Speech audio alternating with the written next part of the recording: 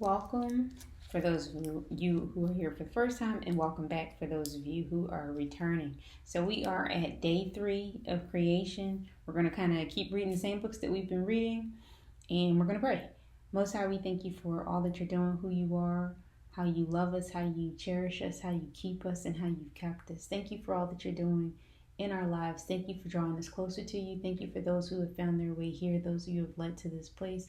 Help me to be the servant and the vessel that you would need to bring forth your word. Please forgive me of all of my sins and transgressions, as well as the sins and transgressions of my forefathers. And please forgive the listeners of their sins and transgressions and those of their forefathers. We ask that you would give us a clean heart. We give you our hearts for examination. Please clean it up and do whatever it is that you need to do, and if need be, give us a new one.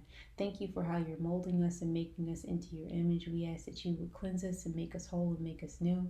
Help us to look and have discernment and to see clearly your word and your way. Hide your word in our hearts so that we will bring it out as needed.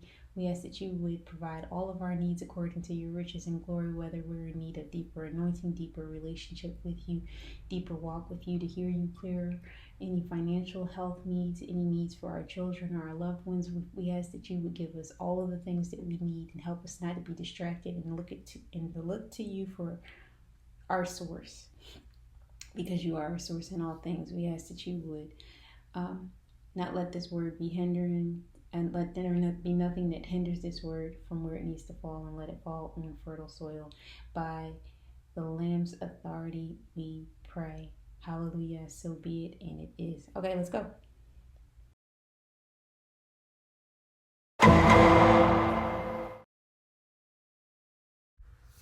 Okay, so we're still in the Targum Onkelos translation of the Bible. We're going to start at Genesis 2:5, just to kind of reiterate a point. Now, if you keep a physical copy of the Bible, which all of us should, I'm all for having digital copies of things, but we really need to get back to having physical copies of things as well.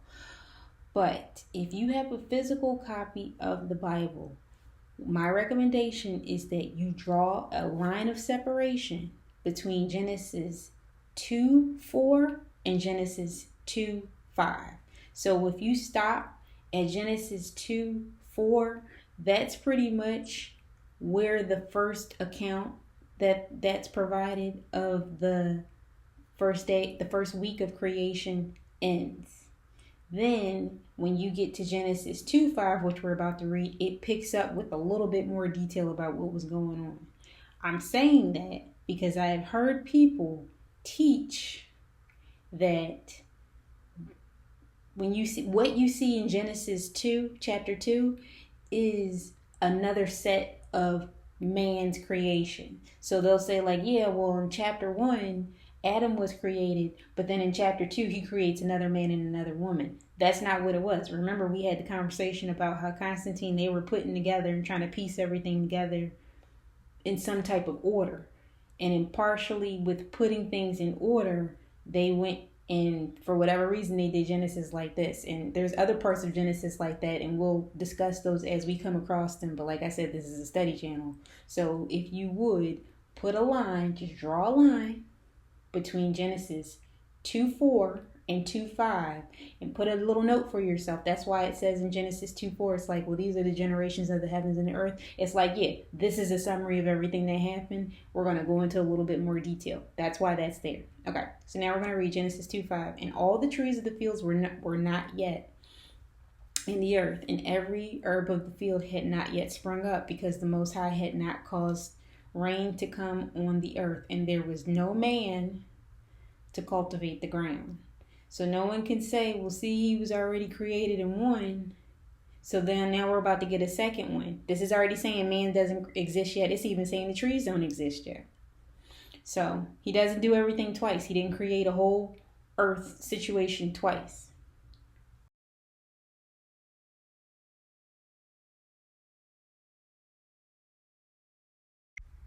All right, Genesis 1, 9, and 10. And it says, and the Most High said, let the waters be collected under heaven into one region, and dry land shall appear, and it was so. And the Most High called the dry land earth, and the place of collection of waters he called sea. And the Most High saw it, and it was good. So it's not the same separation of waters that we saw on the previous day, where a set of waters went up and a set of waters went down. This one, he's telling all of the waters under the firmament to come together, and he's calling them sea, and then he's going to give them different designations. We're picking back up here at 2nd Enoch chapter 28. And I made firm the heavenly circle, and made the lower water which is under heaven collect itself together in one whole piece, that the chaos become dry, and it became so. So remember, we were talking about with the firmament, there's the dome part of the firmament, but there's also a firm part underneath. So he said he made firm the heavenly circle. It's still a part of the heavenly circle. It's all one part. It's all connected to each other. So he makes a firm layer of water, and he collects all the sea in one place. And just like he said back in Genesis 1, 9, and 10, it says the water shall be collected under heaven into one region. And he called the collection of waters the sea. So let's keep going. And out of the waves I created hard and large rock, and from the rock I piled up dry land. In the dry land I called earth, and in the middle of the earth I called the abyss, or the bottomless. And I collected the sea in one place and bound it together with a yoke. Now you see this person put their notes in here saying that it's the bank and the shoreline, but we're going to discuss that in a moment. And I said to the sea, behold, I give you eternal limits, and you shall not break loose from your integral parts. Thus I made the firmament hold together. This day I called the first created Sunday. This I called the first day of creation. So we're going to touch on a couple of different things. So we talked previously about people who have different biases, people who interject things into different texts. This is one of those examples. It says that this yoke that's spoken of here, it's saying that it's the bank and the shoreline. But tsunamis happen all the time, and those waves go way beyond what the shoreline is.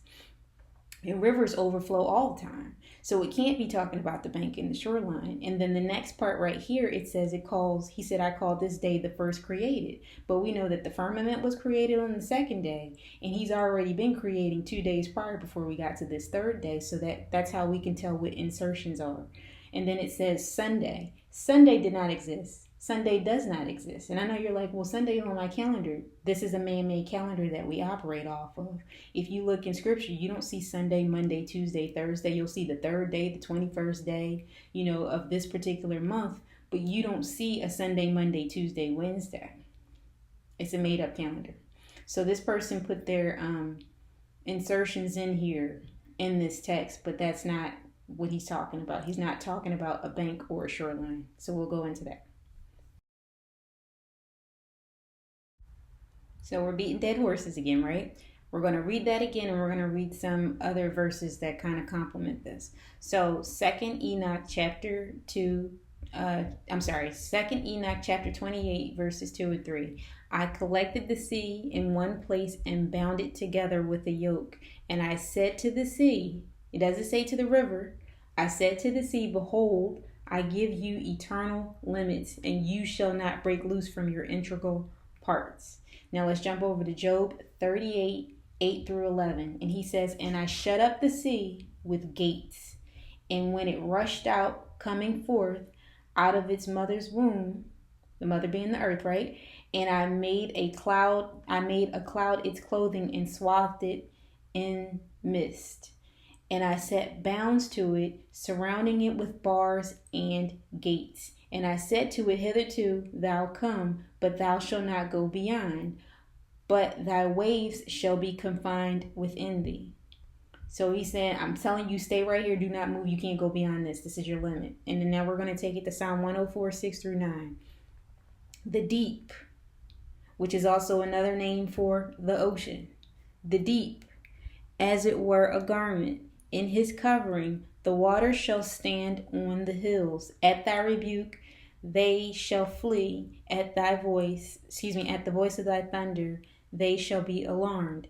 They go up to the mountains and down to the plains, to the place which thou hast founded for them, and thou hast set a bound which they shall not pass. Neither shall thy turn again to the earth neither shall thy turn again to cover the earth. So we see right here, he's making a separation between the earth and the sea. And he's saying that certain parts of the sea is not allowed to cover the earth. And it's also staying within a confined space that is not allowed to move outside of unless he commands it to do so.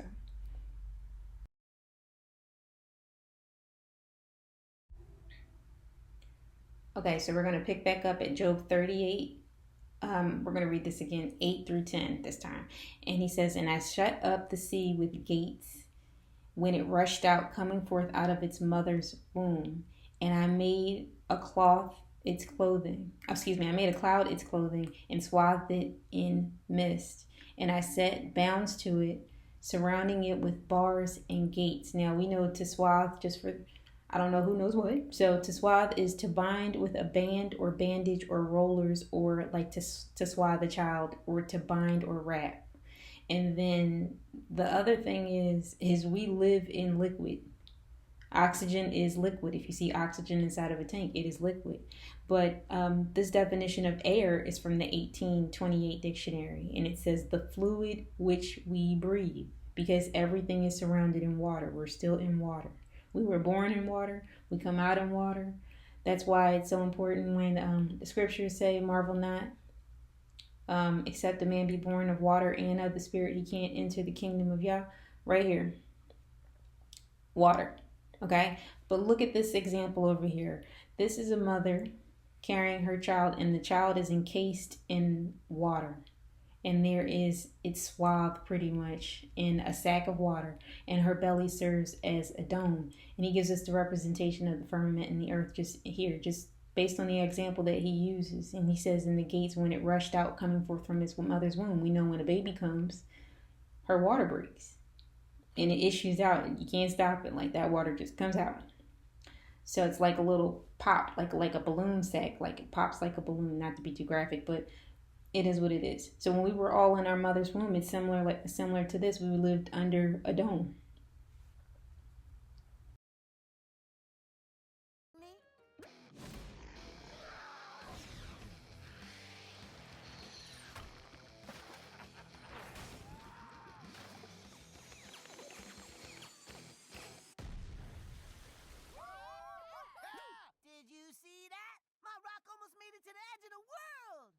The edge of what now? The edge of the world, yo! Where the planet drops off. Drops off? Wait, Beast Boy, you don't believe the Earth is round? Mm-hmm. That's right. The Earth ain't round. It's a big old pancake. Your laughter only makes my belief stronger. When did you become so dumb? I ain't dumb. I'm a free thinker. If you believe the Earth is a pancake, then what about the thousands of photos that clearly shows the Earth is round, like a basketball? They's all fake. Okay, if the Earth is a pancake, then how do we get both day and night? Because the sun is like a spotlight, and it moves around shining on one place at a time. Okay, crazy. But if the Earth is a pancake, why does not the water spill off the edges? Yeah, water would spill right off into space. Ha ha ha! Explain that, Mr. Pancake Earth! 2 words. Butter wall. Butter wall? Seriously?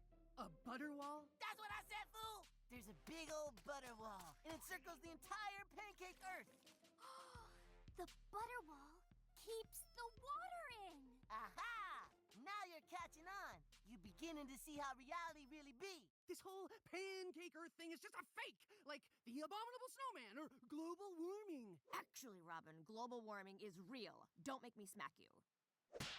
Okay, fine. Maybe I was wrong about global warming. So this is Invencio Fortunata. This is page 32. So this was a letter written to, I'll just read this right here. In 1577, in a 1577 letter to English astrologer John D. Gerardus Mercator described the mythical Rupus Niagara, or the Black Rock, as the magnetic pole at the heart of the Arctic.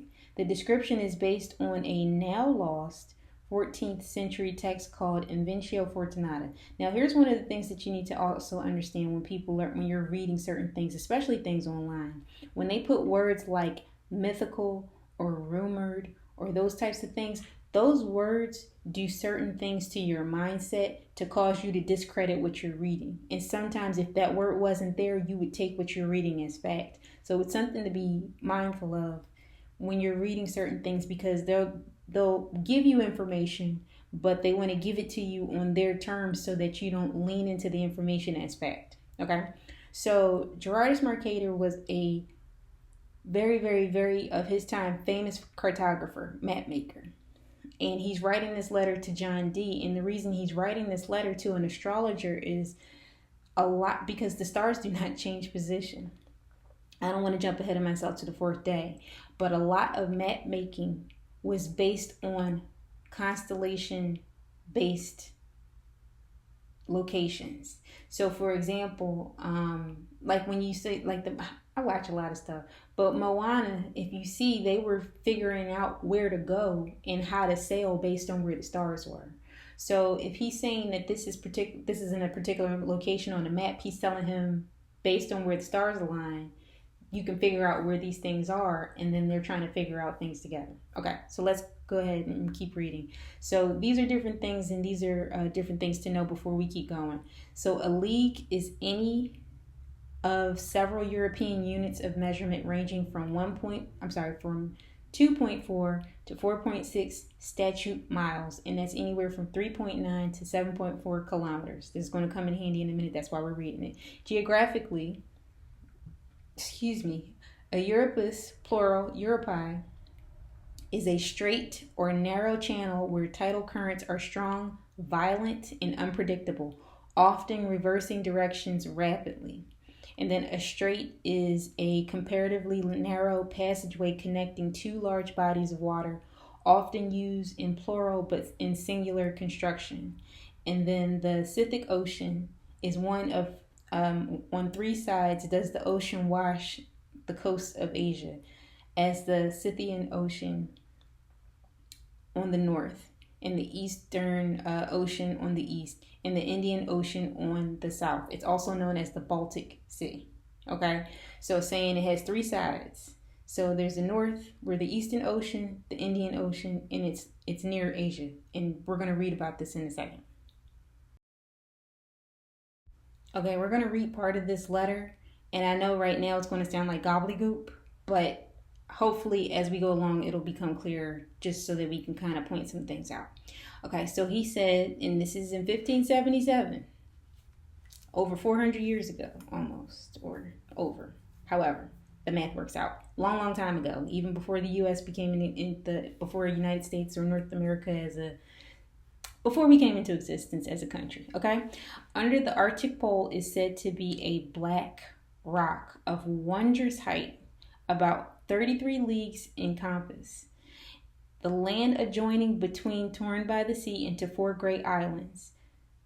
For the ocean violently breaking through it and disgorging itself into 19 channels makes four Europi, or fierce whirlwinds. So it makes four whirlpools, not whirlwinds, whirlpools, by which the waters are finally carried off towards the north, and these are swallowed up into the bowels of the earth.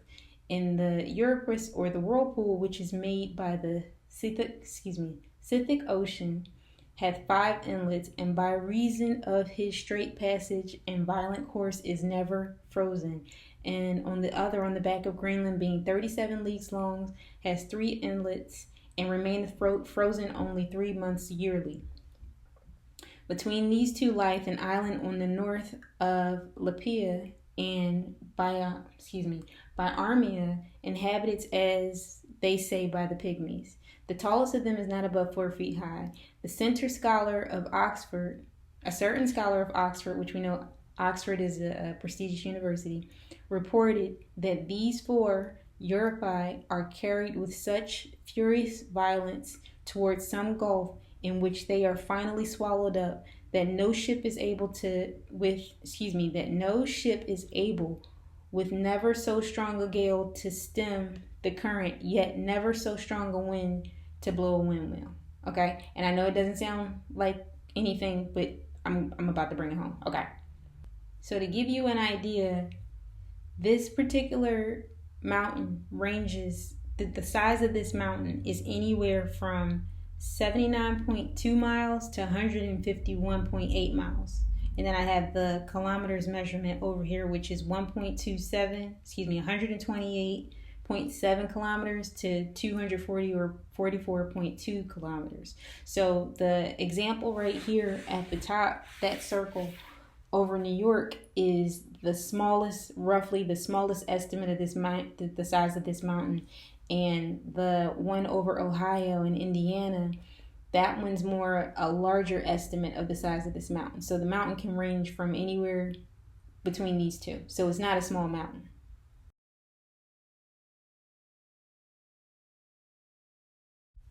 So we're going to read this again, and remember, this is from 1577.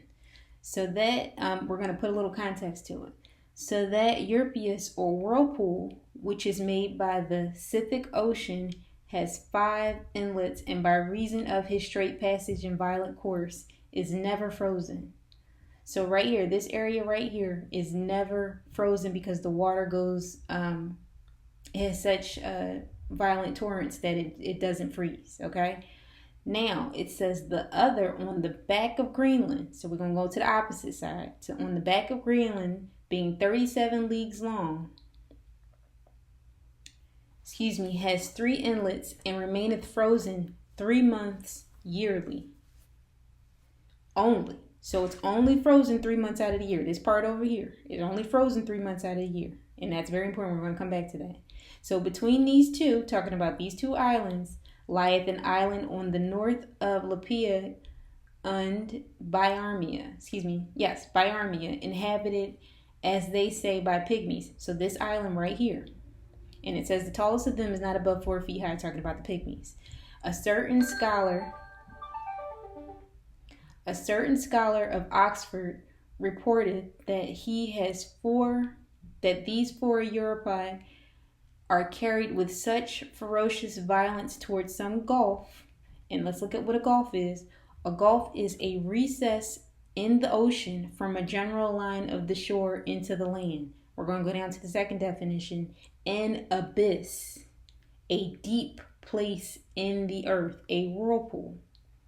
Okay? And then we're going to keep reading. In which they are finally swallowed up. That no ship is able, with never so strong a gale, to stem the current, yet never so strong a wind as to blow a windmill. So it's like it doesn't matter what the wind is. These ships can't get out of this whirlpool when they go in there. Now let's keep going. So we're going to read this again with context. Okay? All right, so right here, 2 Enoch chapter 28:2. Out of the waves I created a hard and large rock, and from the rock I piled up dry land. In the dry land I called earth, and in the middle of the earth I called the abyss, or the bottomless. Now he talks about a rock, he talks about the abyss, and he talks about the land. My opinion, and it may be wrong, but my opinion is the entire earth sits on this huge rock. It's just the part that's coming up out of the abyss that's visible on top of the earth, but all of the earth sits on one mass, one rock, okay? So right here, we're going to go back to Inventio Fortunata, page 32, and he says, and maketh 4 Europi on a fierce whirlpools, by which the waters are finally carried toward the north, and these are swallowed into the bowels of the earth. Now, all of the waters, all of the seas, all collect in this place and go down like a drain, which is why the waters are renewed at all times. But this is where all the waves are rushing to. We know they rush towards land, but they also rush down this. It's like a huge drain that drains the water down. Okay, so of course this is not the whirlpool, but this is an example of a whirlpool. But the whirlpool, it said that there's 4 of them, just like there's 4 corners of the earth, there's 4 winds, there's 4 whirlpools, and the water is so violent that it broke up the land that sat around this mountain into 4 parts, which we saw in the previous map. But this is just an example of a whirlpool.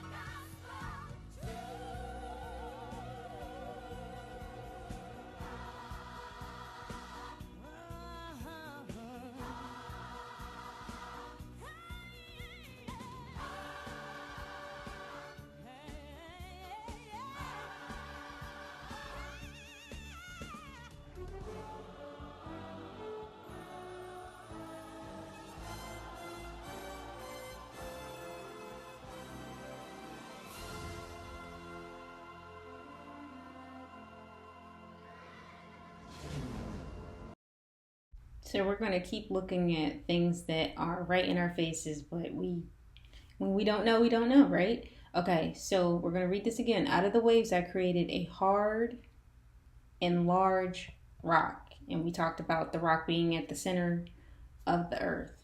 So here are some examples. So the first one is, this is from Hercules, and you see there's a hard and a very large rock on the ground coming straight up.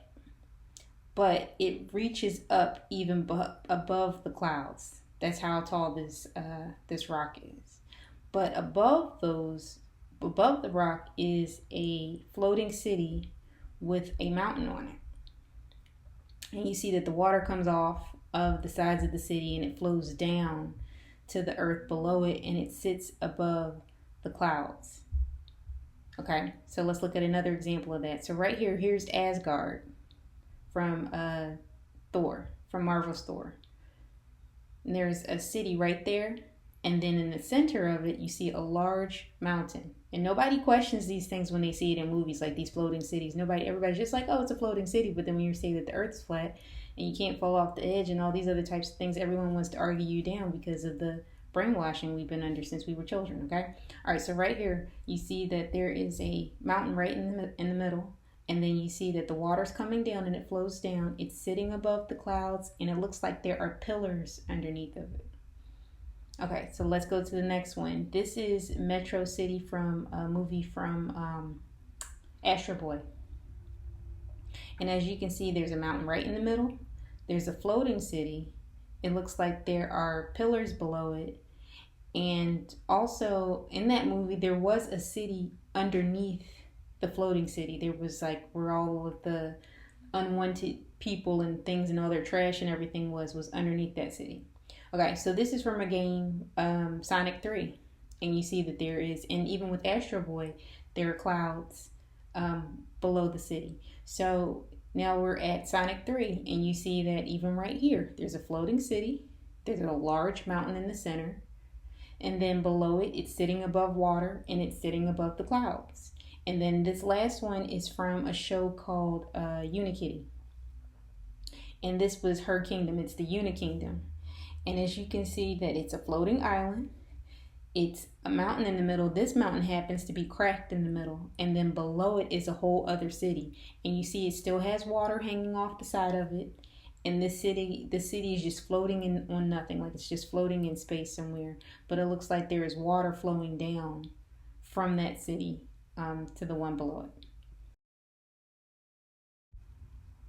So Luke 4 verses 5 and 6. And the devil taking him up to a high mountain. So the devil took Messiah up to a high mountain and showed him all the kingdoms of the world in a moment of time.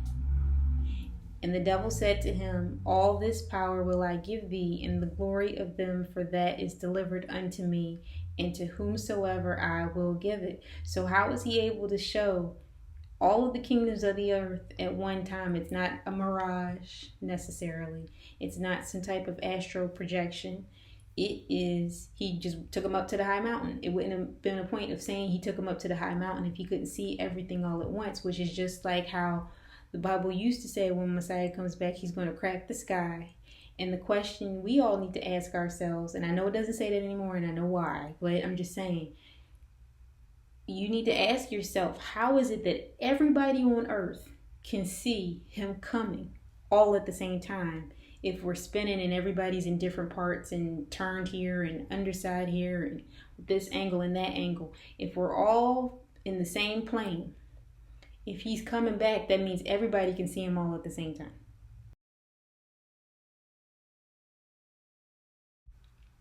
Okay, so let's bring all this together even more.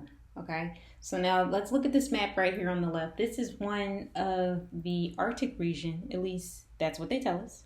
And I remember having maps like this when I was in school. So if you notice, the Arctic region, according to their map, is completely covered in ice. Now, we saw the map from the previous times, which was back in the 1500s. We saw that map had 4 islands and a mountain in the middle. And all the water was going down towards it. But now, somehow, some way, it's covered in ice in less than 400 years. Okay, we're going to look at this map from 1867, and we're going to pay close attention. So right here in the center, it just has water, no ice. And now we're going to look at a map. And let's look at, actually, before we even go to the next map, let's just look and see, is there anywhere else that they've noted is covered in ice? But however, on this 1867 map, it looks like they drew water rushing towards the center, but they didn't put the mountain there. They put, a little compass or some type of note point, something where the mountain would be, but they don't have anything going there. So then now we're going to go to this map to 1825, and it doesn't have anything covered in ice. It doesn't have the Arctic Ocean covered in ice. Now 1925, this is now 2025, right? So that means less than 100 years ago, they drew a map that says that there's no ice up there. It just has water. And it doesn't even have ice all over Greenland. It just has water. So how then in 100 years, it just completely froze? Okay, now we're going to go to a map from 2023, which is from right now, was 2 years ago. Now we have Greenland completely covered in ice. And then there's still no ice at the Arctic Circle, just like this original map that we're looking at on the left. So anytime you have this many consistencies, you should start asking questions. And one of the things that you should also consider, a lot of the old maps, like 1500s prior, 1600s, 1700s, those maps were funded by monarchies, which means you cannot come to the king or the queen that's funding you and say, hey, I just made up some stuff. I think this might be what it looks like, because there are other people that they're sending out to do this, and they're going to compare notes with each other. So if you're out here putting any and everything on the map and they're starting to, make it look like it's not what it should be, you're going to get fired, or you're going to get in real trouble. So it's not a thing of they were just making up maps and putting random stuff on maps just to put random stuff on maps. And if you look at a lot of these old maps, there's all kinds of crazy stuff on them. But they're not, I doubt they were making it up. There would be no reason to. Okay, so now we're going to read a little bit, and we're kind of going to dispel some myths. So right here, this is a presentation from, I guess, like an elementary school level project. So this right here, now we have a similar map with the Arctic frozen over, right? And it says this map is of the world, showing the Arctic where I live. Why do you think the Arctic is colored white? So there we go with the mind games already, because it's telling you how to think, right? Based on this, I'm telling you unconsciously what to think about this region, right? And what might this tell you about the weather in the Arctic? So because it's white, as a child, you're going to say, oh, it's white, it's snow. That's why it's white, right?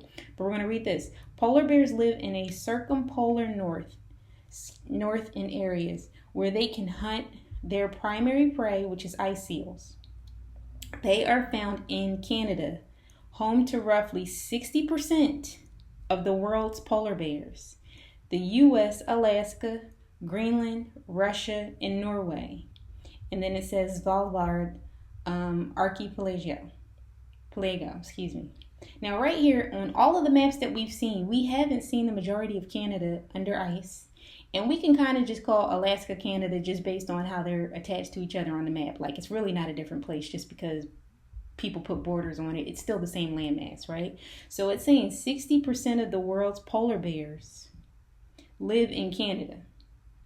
Then it's saying the other 40% is spread out between Alaska, Greenland, Russia, and Norway. This part of Norway.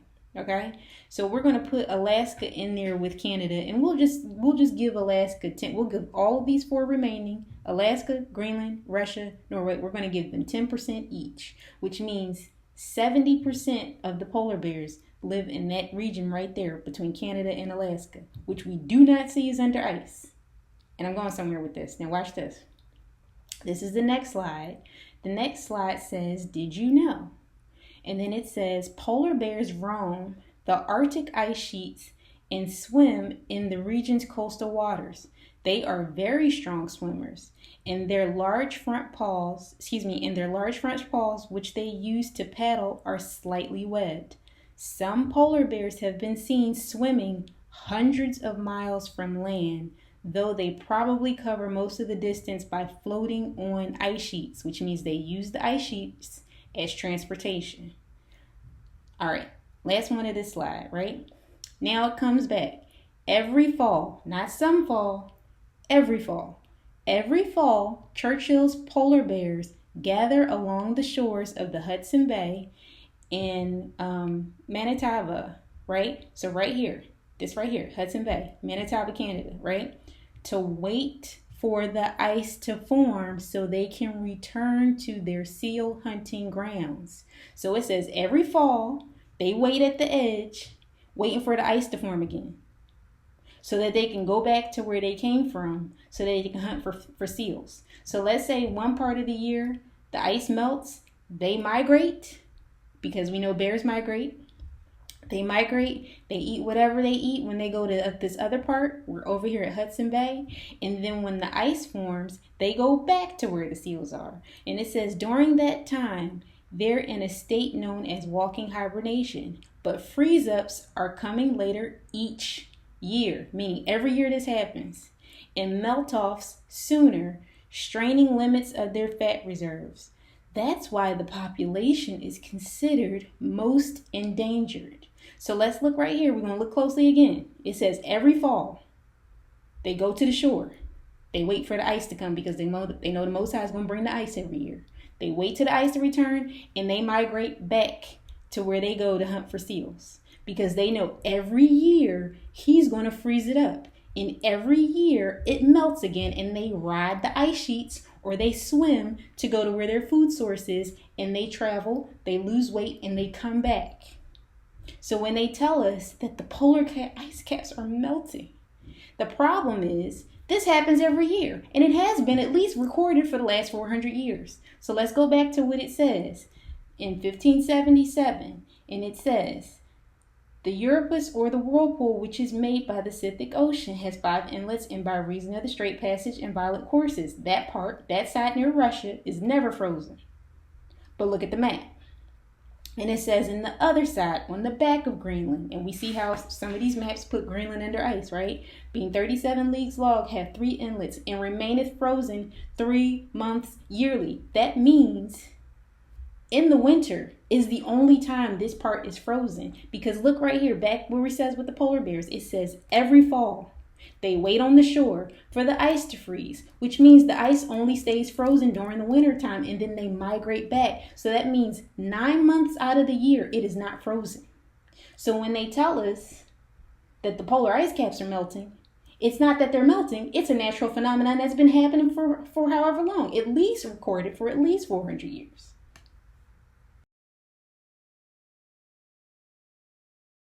Lies. Oh, lies!